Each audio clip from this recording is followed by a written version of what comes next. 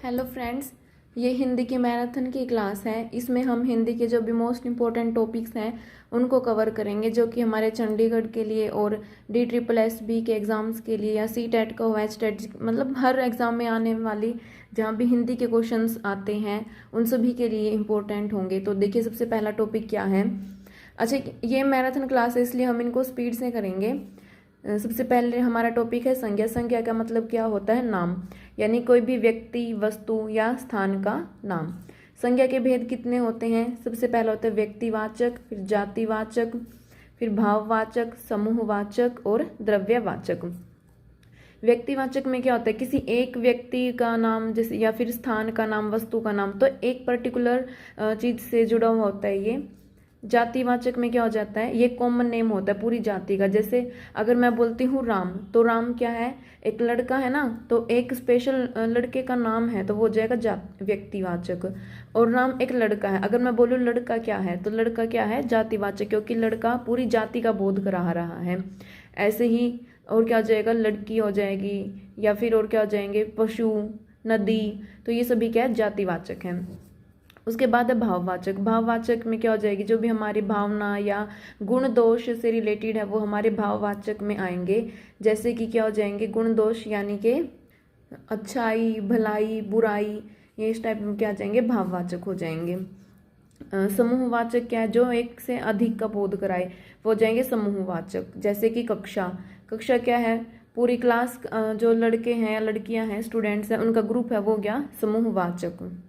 ऐसी सेना है जैसे, तो सेना भी क्या है? एक समूह है। तो जो पूरे समूह का बोध कराते हैं वो होते हैं समूहवाचक। एक से अधिक के लिए होते हैं जो, ठीक है। फिर उसके बाद है द्रव्यवाचक। द्रव्यवाचक में क्या आती है? वस्तुएं आती है, जो मटेरियल्स होते हैं, जैसे गोल्ड, सोना हो गया, चांदी। तो इस टाइप की भी क्या आती है? वो द्रव्यवाचक में आती हैं। इसके बाद हमारा नेक्स्ट टॉपिक है सर्वनाम। तो सर्वनाम क्या होता है? जो संज्ञा के स्थान पर प्रयोग किए जाते हैं। जैसे हम मान लो कोई ऐसे लिख रहे हैं, तो उसमें क्या लिखते हैं हम? जैसे मेरा प्रिय मित्र, उसके बारे में लिखते हैं हम, राम मेरा प्रिय मित्र है, राम 9 साल का है, राम दूसरी कक्षा में पढ़ता है। तो बार बार नाम लिखने की जगह हम क्या करते हैं? राम के नाम पर हम वह वर्ड यूज कर लेंगे। तो संज्ञा के स्थान पर जो शब्द प्रयोग होते हैं उनको बोला जाता है सर्वनाम। तो सर्वनाम के भेद कौन कौन से हैं? जैसे पहला है पुरुषवाचक, फिर है संबंधवाचक, फिर निजवाचक, प्रश्नवाचक, और फिर है निश्चयवाचक, और लास्ट में क्या है? अनिश्चयवाचक। तो इसके 6 भेद हैं। पुरुषवाचक में क्या होता है? पुरुषवाचक जैसे हम कोई भी अपने बात करते हैं ना, तो जब मैं हो गया, हम, तुम, किसी और के बारे में बात कर रहे हैं, या फिर मतलब जैसे दूसरे के बारे में बात करें तो तुम, या फिर कोई अन्य है जो वहाँ पे मौजूद ही नहीं है तो उसके लिए वह, वे। तो पुरुषवाचक जैसे इंग्लिश में सुना होगा आपने, person, first person, second person, third person, ऐसे ही हैं। प्रथम पुरुष, मध्यम पुरुष और उत्तम पुरुष। प्रथम में तो क्या होता है? मैं और हम। मध्यम में तुम, यानी जिससे हम बात कर रही हैं। और उत्तम यानी जिसके बारे में, या फिर जो वहाँ पे मौजूद नहीं है, हम किसी और के बारे में बात कर रहे हैं, तो वो हो जाएगा वह और वे। इसके बाद आता है संबंधवाचक। संबंधवाचक जो कि क्या है? संबंध बताते हैं। जैसे कि जो वो मतलब, जैसे आपने वो कहावत सुनी होगी ना, जो बोएगा वो पाएगा, ठीक है। तो संबंध बता रहे हैं ये। ऐसे ही जैसा वैसा, ज्यों त्यों, सो जिसका, जहाँ पे भी ये शब्द आ जाए ना, इसका मतलब वो संबंधवाचक है। उसके बाद है निजवाचक। निजवाचक में क्या बताता है? भाई किससे रिलेट करती है वो चीज़। जैसे अपना, ये चीज़ मेरे से रिलेटेड है ना, तो ये हो जाएगा मेरा। अपने आप स्वयं, भाई मैं खुद से कर लूँगा ये चीज़, तो ये बोला जाता है कि यह पेन मेरा है, या फिर मैं यह काम अपने आप कर लूँगा, मैं ये काम स्वयं कर लूँगा। तो खुद से रिलेटेड जो बताती है तो वो गया निजवाचक। उसके बाद है प्रश्नवाचक, जिसमें प्रश्न वाले शब्द आते हैं, जैसे क्या, कौन, वो हो जाएगा प्रश्नवाचक। निश्चयवाचक, जिसमें ये बताया जाता है कि ये चीज़ कोई निश्चित है, अगर कोई फिक्स्ड है, निश्चित हमें पता है, तो वो गया निश्चयवाचक। जैसे कि यह, वह, ये, वे, तो ये क्या होते हैं? निश्चय है, ठीक है, निश्चित है ये। जैसे ये बोल दिया कि यह लड़का राम है, तो यह एक निश्चित बता दिया ना। अनिश्चयवाचक क्या होते हैं? जिसका हमें निश्चित रूप से नहीं पता, तो इसके लिए क्या क्यों यूज होता है? कोई और कुछ। जैसे बोलता है कोई आया हुआ है, हमें नहीं पता कौन आया, तो हम निश्चित नहीं है ना, तो इसलिए कोई और कुछ क्या हो जाएंगे? अनिश्चयवाचक।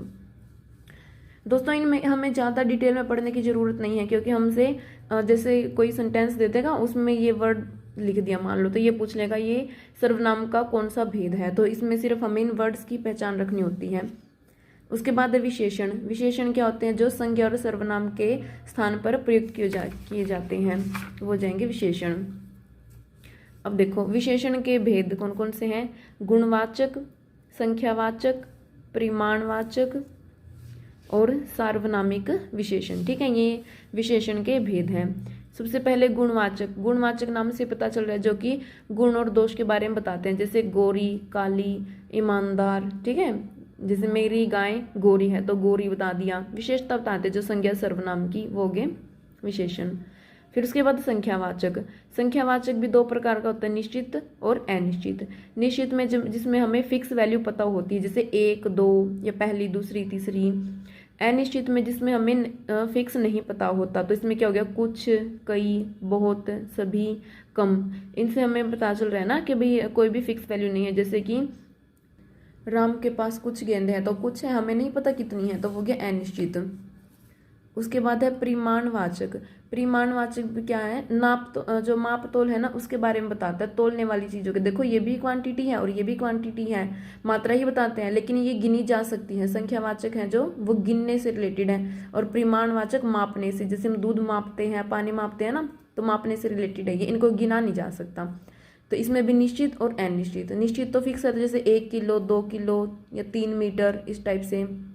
और अनिश्चित जो निश्चित नहीं पता हमें मात्रा का, तो उसके लिए जैसे कुछ, थोड़ा। जैसे कि कुछ चीनी है, तो कुछ चीनी हमें नहीं पता कितनी है, थोड़ी चीनी है। ठीक है, तो जिसमें हमें फिक्स नहीं पता। उसके बाद सार्वनामिक विशेषण।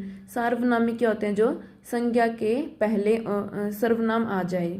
अगर संज्ञा के पहले सर्वनाम आ जाए तो वो सार्वनामिक। जैसे देखो यह बालक छोटा है, इसमें बालक क्या है? संज्ञा है। इससे पहले क्या आ गया? यह क्या होता है? सर्वनाम होता है ना। और सर्वनाम कौन से वाला था? जो ये था ना, निश्चयवाचक था। यह, वह, ये, वे, तो निश्चयवाचक था ये। तो इसमें क्या हो गया? संज्ञा के पहले सर्वनाम आ गया, तो ये क्या हो गया? सार्वनामिक विशेषण। अगला क्या है? यह पुस्तक मेरी है, तो यहाँ पे पुस्तक क्या है? संज्ञा है, और इससे पहले क्या आ गया? सर्वनाम आ गया, तो ये भी क्या हो जाएगा? सार्वनामिक विशेषण। उसके बाद आती है क्रिया। क्रिया का मतलब क्या होता है? करना या होना। जब किसी काम के करने का या होने का बोध हो, वहां पे यूज होती है क्रिया। ठीक है, क्रिया के भी भेद होते हैं। देखो पहले टाइप की क्रिया कौन सी है? अकर्मक क्रिया। दूसरी है सकर्मक क्रिया। अब ये दोनों जो टाइप है ना क्रिया के, वो रचना की दृष्टि से है। ठीक है, अब देखो अकर्मक का मतलब क्या होता है? कर्म का मतलब क्या हो गया? कर्म, और अ मतलब नहीं। तो अकर्मक का मतलब क्या है? जहाँ पे कर्म नहीं होता। और सकर्मक, स का मतलब होता है साथ, जहाँ पे कर्म साथ होता है। ठीक है, तो अकर्मक क्या होता है? जहाँ पे कर्म नहीं होता। इसमें क्या होगा? कार्य का प्रभाव कर्ता पे पड़ेगा। ठीक है, कार्य का प्रभाव किस पे पड़ता है? इसमें कर्ता पे। एग्जाम्पल क्या हो जाएगा? जैसे मोहन दौड़ता है, तो कौन दौड़ रहा है? मोहन दौड़ रहा है ना, मोहन दौड़ता है, तो ये क्या हो जाएगा? अकर्मक क्रिया। सकर्मक क्रिया क्या हो जाएगी? जिसमें कर्म होता है, इसमें कार्य का प्रभाव है जो वो कर्म पर भी पड़ता है। ठीक है, जैसे एग्जाम्पल क्या हो जाएगा? सीता सेब खाती है, तो सीता क्या खा रही है? सेब खा रही है ना, तो ये हो जाएगा सकर्मक क्रिया। अच्छा, क्वेश्चन में हमें जैसे ये सेंटेंस दे दिया, तो ये पूछ लेगा इसमें अकर्मक क्रिया है या सकर्मक क्रिया है, तो हम कैसे पता करेंगे? देखो जो हमारी क्रिया दे रखी है ना, जैसे खाती क्रिया है। ठीक है, तो क्रिया के आगे क्रिया के साथ हम क्या लगा के देखेंगे? क्या या फिर किसको? क्या या फिर किसको लगा के देखेंगे। अगर उसका आंसर आ जाता है तो वो सकर्मक क्रिया, अगर उसका आंसर नहीं आता तो अकर्मक। जैसे कि देखो यह सीता सेब खाती है, तो क्रिया क्या है इसमें? खाती है, तो खाती के साथ हम क्या लगाएंगे हम? तो जगह सीता क्या खाती है, क्या लगाया ना हमने? क्या खाती है, तो क्या खाती है? सेब। आंसर आ गया ना हमारा। क्या खाती है? क्या खाती है? सेब खाती है, तो आंसर आ गया। इसका मतलब वो सकर्मक क्रिया है। अब यहाँ पे देखो मोहन दौड़ता है, इसमें क्रिया क्या है? दौड़ना है ना क्रिया, तो इसके साथ क्या लगाओ? क्या दौड़ता है, क्या दौड़ता है। क्या इसका आंसर आया? क्या दौड़ता है नहीं आया ना। ये मोहन, कहीं कुछ बच्चे सोचेंगे कि मोहन आ गया, लेकिन मोहन इसका क्या में आंसर नहीं आया। अगर हम कौन लगाते ना, कौन दौड़ता, तो आता मोहन तो आंसर, क्योंकि मोहन एक इंसान है, तो उसके लिए क्या यूज नहीं होगा। ठीक है, तो अगर क्या का आंसर आता है तो वो सकर्मक क्रिया। या फिर किसको भी आ सकता है, जैसे मोहन ने सोहन को पुस्तक दी, तो ये हो जाएगा क्या दी, या फिर किसको दी, तो मोहन को दी। ठीक है, तो ये हो जाएगा सकर्मक क्रिया। उसके बाद थर्ड टाइप की क्रिया क्या है, प्रेरणार्थक क्रिया। प्रेरणार्थक क्रिया नाम से पता चला जिसमें प्रेरणा दी जाती है। प्रेरणा किस चीज की देंगे, काम को करने की, यानी इसमें काम को करने की प्रेरणा दी जाती है, किसी दूसरे से इसमें क्या होता है, काम करवाया जाता है। इसमें क्या होता है, जो करता है वो स्वयं काम न करके किसी दूसरे से काम को करवाता है। जैसे कि शिक्षक ने मोहन से किताब पढ़वाई, शिक्षक ने खुद किताब नहीं पढ़ी बल्कि किससे पढ़वाई, मोहन से। तो मोहन से किताब पढ़वाई है, किसी दूसरे से काम करवाया है ना, तो ये हो जाएगी प्रेरणार्थक क्रिया। आगे है फिर पूर्वकालिक क्रिया। पूर्वकालिक क्रिया का मतलब क्या होता है, देखो पूर्वकालिक मतलब पहले वाले समय से रिलेटेड है, ठीक है, पहले वाला समय। इसका मतलब दो काम हुए इसके अंदर, एक काम समाप्त कर दिया उसके बाद कोई दूसरा काम कर रहा है, तो वो पहले वाला जो काम किया है ना, वो वाली क्रिया क्या हो जाएगी, पूर्वकालिक क्रिया। जैसे कि देखो एग्जाम्पल से, राधा खाना खाकर सो गई। इसमें दो क्रिया है, कौन कौन सी है, एक तो खाकर, खाया है, दूसरा काम क्या किया उसने, सोई है ना, वो सो गई, तो दूसरा काम किया सो गई। तो दो क्रिया हो गई, एक खाकर और एक सोकर। तो पहली क्रिया इसमें कौन सी है, खाकर है, तो पूर्वकालिक क्रिया हो जाएगी हमारी ये खाकर।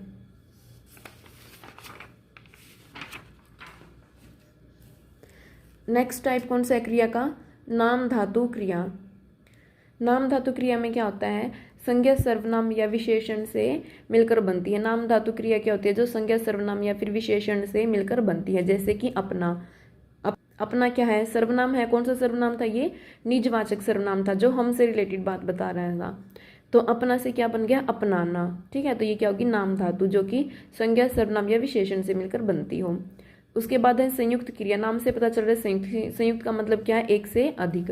तो जब एक के साथ एक और क्रिया मिल जाती है तो उसको बोला जाता है संयुक्त क्रिया, ठीक है। जैसे कि तुम रोज खाना खाया करो, तो इसमें दो क्रिया आ गई, कौन कौन सी, एक तो खाया, ठीक है, और एक है करो, तो दो क्रिया आ गई ना, तो इनको बोला जाएगा संयुक्त क्रिया। नेक्स्ट टॉपिक है अब हमारा क्रिया विशेषण। नाम से पता चल रहा है क्रिया विशेषण यानी जो क्रिया की विशेषता को बताते हैं, ठीक है, क्रिया की विशेषता को बताते हैं।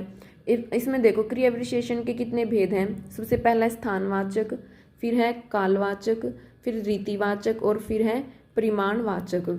स्थानवाचक जो हमें स्थान का बोध कराए, इनसे हमें कहाँ का आंसर पता चलता है, भी कहाँ गया, इधर गया, उधर गया, दूर गया, पास गया, सामने गया, नीचे गया, ऊपर गया, तो जिससे हमें कहाँ का पता चलता हो। उसके बाद सेकंड टाइप है इसका कालवाचक। कालवाचक यानी जिससे हमें समय का बोध होता हो, तो इसमें हमें कब का आंसर मिलेगा, जैसे कि वो कब आया, आज आया, कल आया, प्रतिदिन आता है, शीघ्र ही आएगा, तुरंत आएगा, बार बार आएगा, तो ये हो गया कालवाचक। उसके बाद क्या है रीतिवाचक। रीतिवाचक में हमें पता चलता है कि कोई भी काम कैसे हुआ, तो ये जगह जैसे गलत हुआ, सही हुआ, ऐसे हुआ, वैसे हुआ, धीरे धीरे हुआ, तो कैसा या कैसे के पता चलता है हमें रीतिवाचक में।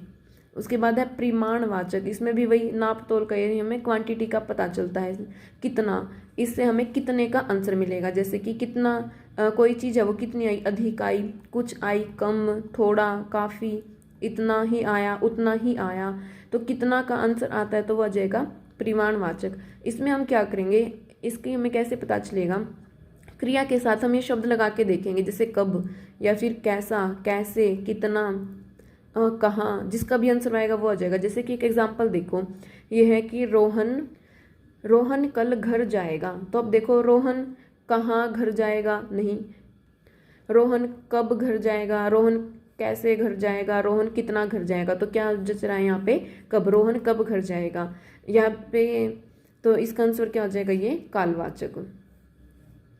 अब इसके बाद हम टॉपिक करते हैं हमारा संधि। संधि का मतलब क्या होता है, दो अक्षरों का मेल।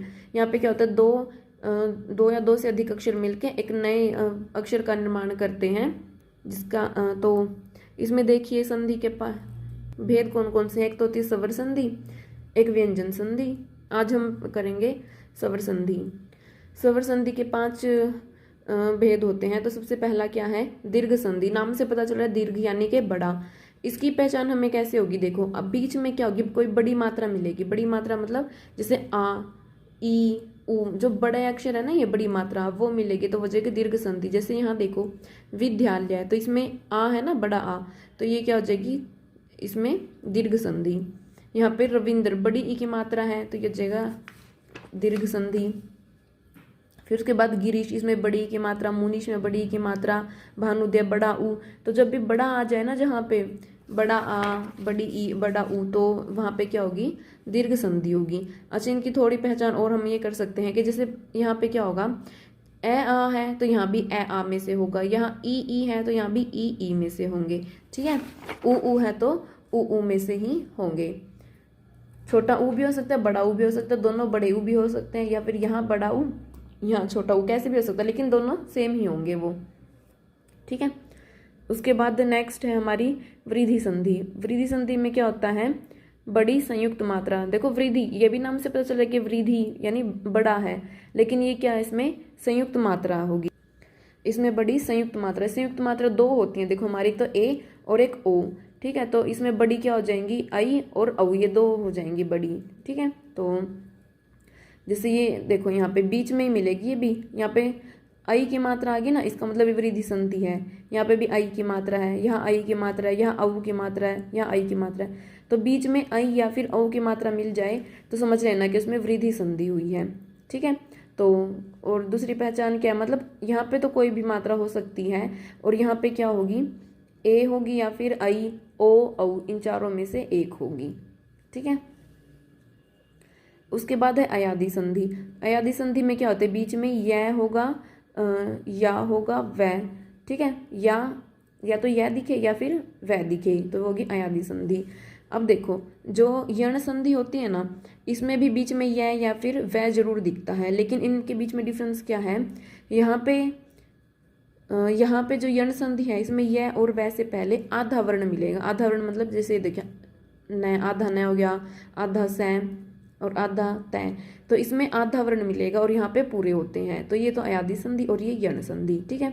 जैसे नाविक तो नो प्लस इक, इसमें क्या होता है, पहले वाले देखे जाते हैं। इसमें अगर ए है तो उसका क्या बन जाता है, अय, आई का आय होता है, ओ का अव और औ का आव होता है। जैसे कई बार ये बोल देते हैं कि ये वर्ड दे दिया और संधि विच्छेद बताओ इसका क्या होगा, तो नाविक है ना, तो यहाँ पे क्या आया हुआ है, आव आया हुआ है। आव के लिए क्या होता है, आगे ओ होता है, तो ये नो, और यहाँ पे क्या हो गया, इक, मात्रा ई की है ना तो इक हो जाएगा, ठीक है। तो मैं यही देखना होता है इसमें कौन सी संधि है, तो इनकी पहचान कर लेना बस, यह और वह है तो अयादी संधि है, और अगर इनसे आगे छोटा अक्षर है जैसे आधा न, आधा से, तो उसमें हो जाएगी यण संधि। अब यहाँ पे क्या, जैसे अनु प्लस ए तो क्या हो गया अन्वय, सु प्लस आगत स्वागत। इसमें क्या हो जाता है, जैसे ये ऊ है ना, तो से तो आधा हो जाएगा यहाँ पे, और ऊ के नाम की क्या लग जाता है वह, तो स्वागत। ई के नाम की तो क्या आता है यह, जैसे यहाँ पे देखो ई की मात्रा है तो ई के नाम की तो यह आ गया, और अगर ऊ की मात्रा है तो उसकी जगह क्या आ जाएगा वह। अच्छा, इसका ये ऊ है तो बड़ा ऊ भी हो जाएगा, ई तो बड़ा ई, ठीक है, ये दोनों ही है इसमें। उसके बाद है यण संधि, गुण संधि। गुण संधि में क्या होता है, ए ओ और अर हो जाते हैं। अच्छा, इसमें देखना जो वृद्धि संधि थी ना, इसमें भी ए ओ था, लेकिन ये बड़े थे, वृद्धि का मतलब होता है बड़ा, तो इसमें तो बड़े हैं, और गुण संधि में क्या है, छोटे हैं, ए ओ, ठीक है, और साथ में क्या है अर। जैसे है नर प्लस इंद्र तो क्या हो गया नरेंद्र, ए की मात्रा है, यहाँ पे भी ए की मात्रा, यहाँ पे ओ की मात्रा, और यहाँ पे अर है, तो यहाँ पे क्या हो जाएगी गुण संधि। जैसे नर प्लस इंद्र, अब देखो यहाँ पे ई है ना, ये ई, तो ई से क्या बन गया ए, ई और ई, बड़ी ई मतलब उन दोनों से क्या बन जाएगा ए, और ऊ है तो क्या बन जाएगा ओ, और री है तो इसका क्या बन जाएगा अर।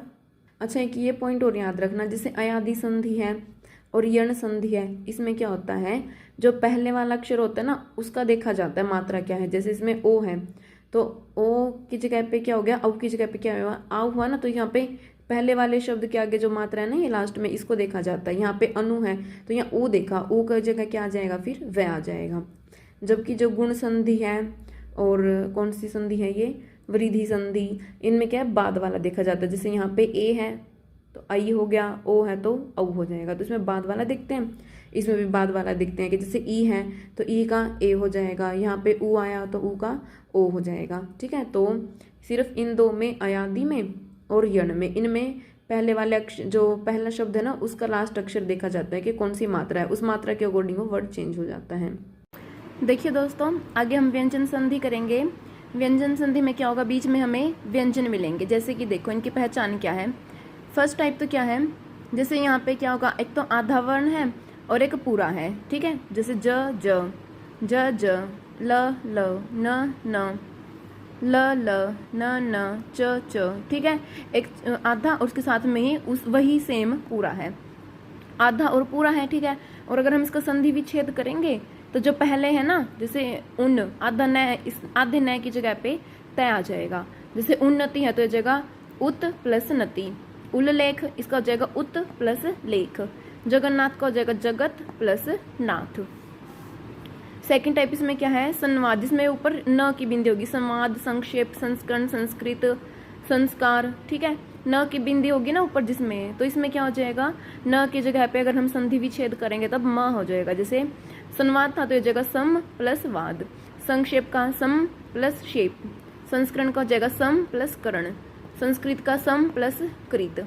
और संस्कार को जगह सम प्लस कार, ठीक है। तो जहाँ पे बिंदी होगी तो वहां पे क्या होगी, व्यंजन संधि होगी। अब ये है निष्ठुर और युधिष्ठिर। युधिष्ठिर इसमें क्या है, जैसे श और ठ इकट्ठे है ना, साथ में एक साथ दे रखे श और ठ, तो इसकी जगह पे संधि विच्छेद करेंगे तब क्या आ जाएगा, स्थ। जैसे कि निष्ठुर है तो ये जाएगा नि प्लस स्थुर, ठीक है। युधिष्ठिर में क्या हो जाएगा, युधि प्लस में स्थिर। तो जहाँ पे श और ठ एक साथ दे रखे होंगे वहां पे भी क्या होगी, व्यंजन संधि होगी।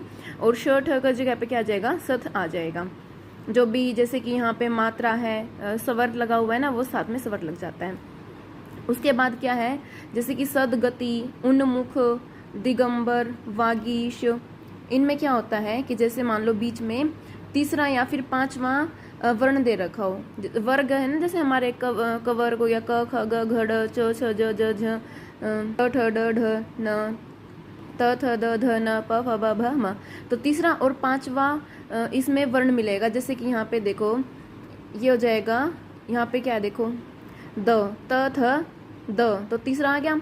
उन्मुख न, तो इसमें क्या हो जाएगा, ये त थ द ध न, फिर से ग, और यहाँ पे क्या है ग। तो तीसरा या फिर पांचवा अगर वर्ण मिल जाए यहाँ पे तो उनकी जगह पे जब संधि विच्छेद करेंगे तो क्या हो जाएगा, पहला आ जाएगा उसी वर्ग का। जैसे कि यहाँ पे है सद गति, तो ये हो जाएगा सत गति, सत प्लस गति।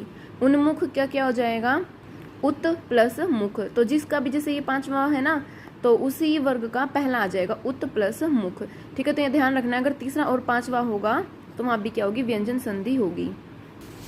अब उसके बाद आगे है, उसके बाद आ जाएगी हमारे पास विसर्ग संधि। विसर्ग संधि में देखिए क्या है, जैसे कि यह है निष्फल, निष्पक्ष, निश्चल, बहिष्कार, पुष्कर और निस्तारण। तो इनमें क्या होगा, पहले तो क्या होगा, श श स, इनमें से एक होगा, साथ में पहला या फिर दूसरा वर्ण होगा, ठीक है। जितने भी वर्ग है ना उनका पहला या फिर दूसरा होगा, तो वहां पे क्या मिलेगी, हमें विसर्ग संधि मिलेगी। जैसे कि देखो यहाँ पे क्या है, श है और साथ में फ, प फ, ठीक है। दूसरा है, पहला या दूसरा होना चाहिए। श के साथ प पहला हो गया, यहाँ पे श के साथ छ दूसरा हो गया, च छ, यहाँ पे श के साथ क पहला हो गया, ठीक है।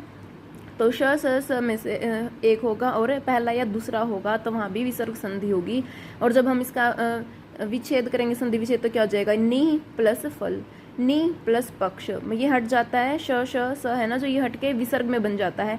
नि प्लस छल, बही प्लस कार, पुह प्लस कर, नि प्लस तारण, ठीक है। उसके बाद इसमें दूसरा टाइप क्या है, जैसे कि मनोविचार, मनोज, ओ आ जाए, ओ के बाद और इसके बाद में क्या होगा, तीसरा, चौथा या फिर पांचवा वर्ण होगा, ठीक है। हर वर्ग का तीसरे, चौथे और पांचवे में से होगा। जैसे कि मनो प्लस विचार, ओ की मात्रा आ गई, और यहाँ पे क्या है, व, य र ल व, य र ल व भी होता है इनमें, ठीक है। इनके साथ तीसरा, चौथा, पांचवा प्लस य र ल व ह, ये भी। तो मनोज, मनो प्लस में क्या हो जाएगा, ये ज है ना, च छ ज, तीसरा आ गया। तो ओ की मात्रा प्लस में क्या है, तीसरे, चौथे, पांचवे में से है। जैसे कि धरा, त थ द ध, यहाँ पे ब, प फ ब, ठीक है। गुण, क ख ग, तो ये क्या हो जाएंगे, तीसरा, चौथा, पांचवा में से एक मिलेगा और ओ की मात्रा मिलेगी, तो ओ की जगह पे विसर्ग लग जाएगा। जैसे मनोविचार, तो ये जगह मन है प्लस विचार, मनोज का मन है प्लस में ज, यशोधरा यश है प्लस धरा, मनोबल का मनोह प्लस बल, रजोगुण का रज है प्लस गुण हो जाएगा। उसके बाद क्या है, अगर सेम हो, जैसे श श स श श, वहाँ पे भी क्या होगी, विसर्ग संधि होगी, ठीक है। और जो ये पहले वाला श है ना छोटा, आधा श जो सा, और उसकी जगह पे क्या आ जाएंगे, विसर्ग आ जाएंगे। जैसे कि दुस्साहस है तो दुह प्लस साहस, निश शत्रु नी प्लस शत्रु, दुस्साहस सेम आ गया ये, निश शब्द नी प्लस शब्द, ठीक है, सेम है ना, जैसे श श स स श श, वहाँ पे क्या होगी हमारी विसर्ग संधि होगी। उसके बाद है जैसे यहाँ पे र की मात्रा होगी ऊपर, और साथ में क्या तीसरा चौथा पांचवा, वही य र ल व ह भी हो सकता है, तो र उसके बाद में तीसरा चौथा पांचवा होगा तो वहाँ भी विसर्ग संधि होगी। जैसे निर्गुण है तो ये हो जाएगा नि प्लस गुण, निर्जल नि प्लस जन, निर्मल नि प्लस मल, दुर्गुण दु प्लस गुण, ठीक है। तो ये तीसरा है ना, यहाँ पे ग तीसरा हो गया, च छ ज ये भी तीसरा है, म प फ ब भ म, तो तीसरे चौथे पांचवे में से कोई भी हो सकता है। उसके बाद अगर दे रखें ई की मात्रा हो, बड़ा ई हो या फिर बड़ा ऊ हो, ठीक है, और उसके बाद में रह आया हो उसके साथ, तो भी क्या होगी इसमें विसर्ग संधि होगी। जैसे नीरव नी रस नी रोग, ठीक है, तो संधि विच्छेद करेंगे तो छोटी ई की मात्रा हो जाएगी नी, और प्लस में क्या हो जाएगा, ये हो जाएगा व, ठीक है, नी प्लस रव। नीरस है तो ये नी प्लस रस, निरोग हो जाए तो नी प्लस रोग, ठीक है, तो मात्रा छोटी हो जाएंगी प्लस विसर्ग लग जाएगी इधर। दोस्तों इसमें रूल्स थोड़े ज़्यादा है मुझे पता है, लेकिन अगर आप इनको 3-4 बार अच्छे से पढ़ लोगे ना तो आपको ये याद हो जाएगी। उसके बाद नेक्स्ट टॉपिक है हमारा समास। जैसे संधि क्या था, 2 अक्षरों का मेल था ना, तो समास क्या होता है, 2 शब्दों का मेल होता है। समास 6 प्रकार का होता है, अव्ययीभाव समास, तत्पुरुष समास, कर्मधारय, द्विगु, द्वंद्व और बहुब्रीहि, ठीक है, 6 टाइप के होते हैं। फर्स्ट क्या है अव्ययीभाव।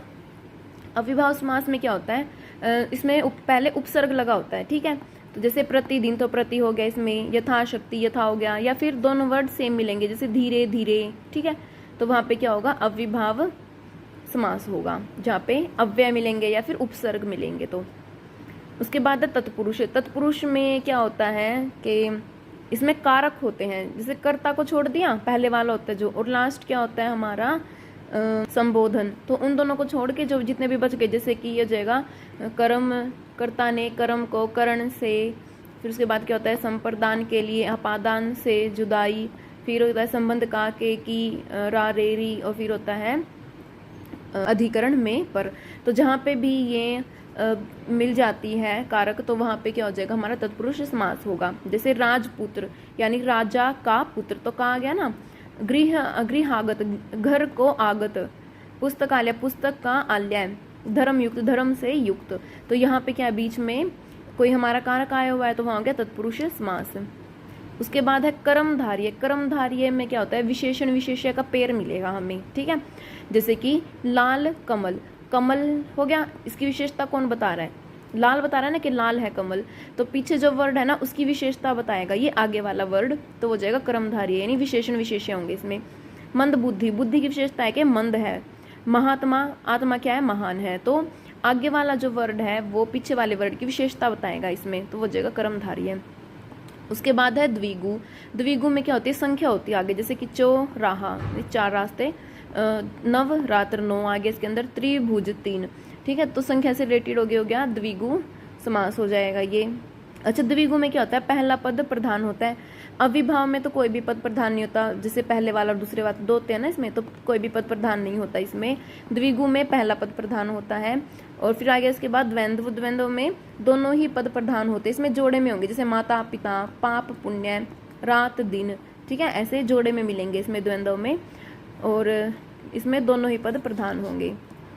उसके बाद लास्ट है इसमें बहुब्रीहि। बहुब्रीहि में क्या होता है इसमें पहला पद और दूसरा पद कोई भी प्रधान नहीं होता, वो क्या करते हैं तीसरे ही पद की तरफ संकेत करते हैं, तो इसमें तीसरा पद प्रधान होता है। जैसे कि लंबोदर, लंबोदर का मतलब क्या है लंबा है उदर जिसका, लंबा पेट किसका होता है गणेश जी का, तो ये तीसरी चीज को देखो ना, लंबा ना उदर प्रधान इसके अंदर तीसरा वर्ड यानी गणेश जी प्रधान है, तो बहुब्रीहि में क्या होगा तीसरा वर्ड प्रधान होगा। पंचानन, ठीक है, 5 है आनन जिसके, वस्त्र जिसके है, नीलकंठ नीला है गला जिसका, ठीक है, तो ये क्या हो जाएगा इसमें बहुब्रीहि में तीसरा पद प्रधान होता है।